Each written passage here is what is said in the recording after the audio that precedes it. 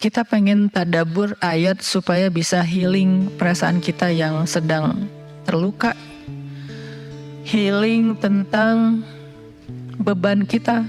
Gimana cara biar kita tuh, kalau bahasa terapis tuh rilis beban, masalah, curhat supaya rilis gitu kan, rilis curhat. Oke, itu salah satu metode. Terus apa metode lain untuk kita rilis atau kita bisa healing dengan ayat-ayat Al-Quran? Tadabbur. Jadi ada tafakkur, ada tadabbur, ada terapi.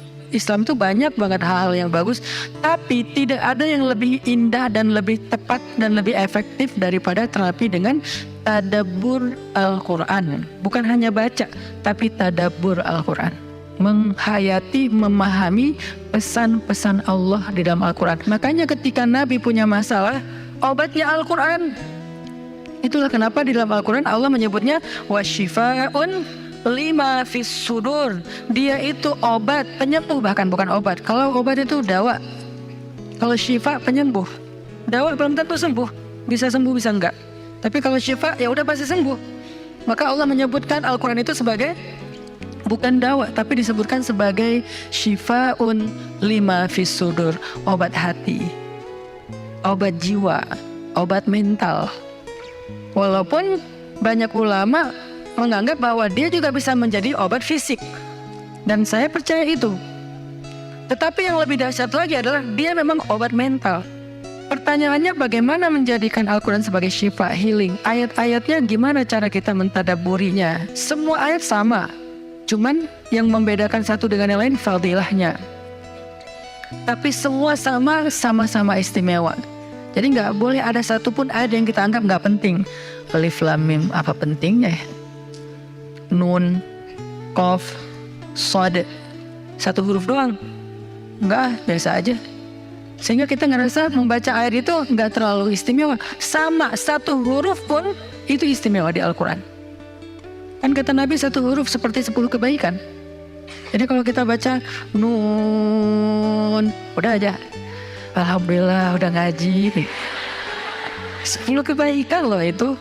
Tapi kalau udah tahu 10 kebaikan, ngapain satu huruf? Udah aja wal qalami wa ma yasturun, lanjut dong.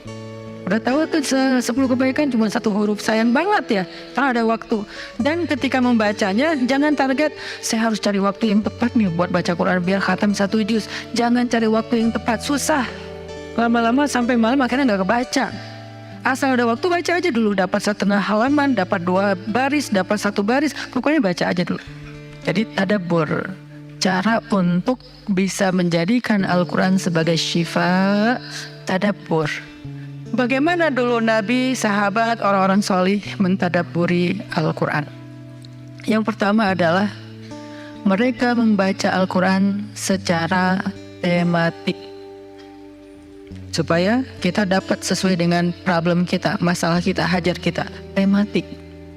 Lagi ada masalah apa kita? Karena ayat Al-Quran turun kepada Nabi pun secara tematik, secara kontekstual. Apa yang dialami Nabi, itulah ayatnya. Al-Quran tidak turun sekaligus kepada Nabi, turun sekaligusnya itu di Lauhul Mahfuz. Lalu sampai kepada Nabi berangsur-angsur selama 23 tahun. Kenapa berangsur-angsur, Ustaz? Dan kenapa nggak urut? Turunnya yang pertama adalah Al-Fatihah dan Al-Alaq. Kenapa sekarang Al-Fatihah lalu Al-Baqarah? Kenapa enggak Al-Fatihah, Al-Alaq, kemudian surat apa lagi yang berurutan sesuai dengan urutan turun? Kenapa kok dibalik-balik, kok diacak-acak? Karena Al-Quran turun itu secara tematik, teman-teman. Hikmahnya apa? Hikmahnya karena dia tidak turun untuk sekedar dibaca. Dia turun untuk ditadaburi supaya jadi solusi, petunjuk dalam hidup. Petunjuk apa? Petunjuk terhadap masalah yang lagi dihadapin. Dan kita nggak akan dapat petunjuk kalau nggak ngerti kan? Coba baca petunjuk penggunaan obat. Bahasanya bahasa bahasa Thailand misalnya. Banyak kap-kapnya. Susah kan kita? Gimana berapa hari sekali? Kayaknya 5 kali sehari deh.